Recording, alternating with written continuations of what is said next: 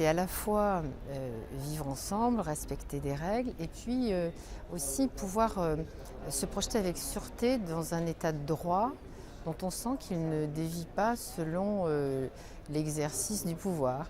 Et quand on constate en Europe un certain nombre de dérives, justement, de certains pouvoirs qui, au moment de leur adhésion, du processus d'adhésion, respectaient effectivement tous les critères qui, du point de vue de la démocratie européenne, étaient tout à fait corrects, et qui ensuite, après leur adhésion, ont un peu dérivé et avec un état de droit qui ne correspond plus réellement aux critères posés en Europe.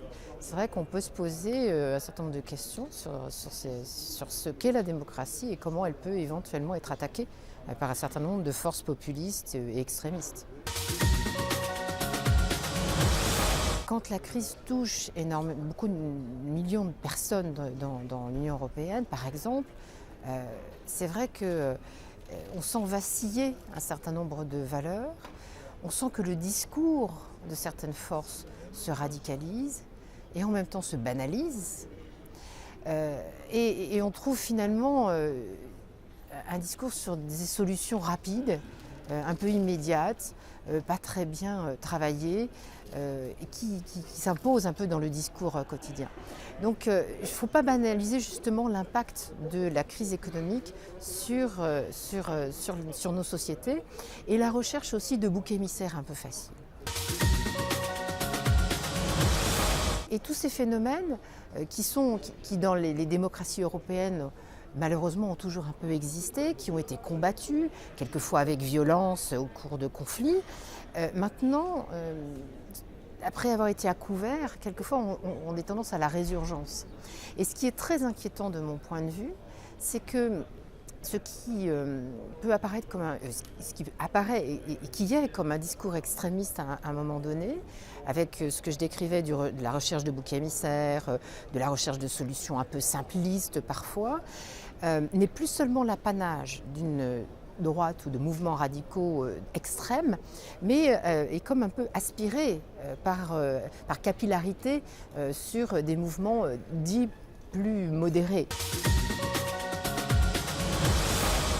Je vous dis qu'il faut utiliser toutes les cordes qu'on peut avoir à un arc, qu'il y a à l'évidence, et que c'est très important, il y a une argumentation sémantique, presque philosophique de ce type de phénomène, parce qu'il faut expliquer, il faut le décrire, il faut mettre en perspective historique, et que ça c'est important d'un point de vue général, mais qu'il faut aussi être très concret, puisque les arguments du concret, du quotidien, de la recherche du bouc émissaire sont utilisés, il faut qu'on soit aussi sur ce terrain-là et qu'on ait un éventail de réponses.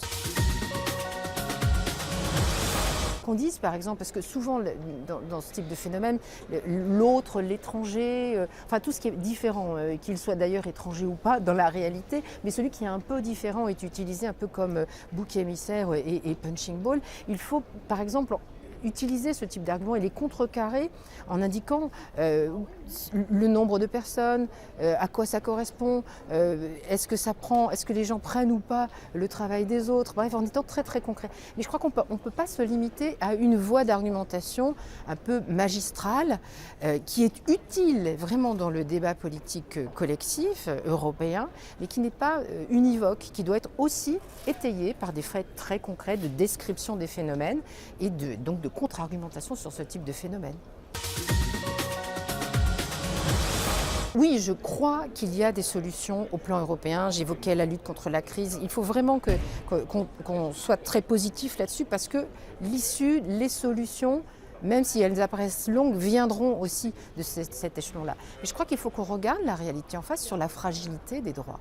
Vous avez évoqué la question des femmes. On a vécu à Strasbourg très récemment un épisode assez inquiétant. C'est difficile de décrire tout le suivi de ce rapport et sur les femmes qui finalement a été rejeté. Mais c'est le symptôme quand même d'une forme de lassitude qui s'exprime dans la défense des droits. Et s'il y a une lassitude, c'est parce qu'on voit que c'est fragile et qu'il faut continuer de se battre. Donc je ne suis pas pessimiste, je suis vigilante, ce qui est très différent. Et cette vigilance-là doit nous servir de rebond pour nous projeter vers l'avenir.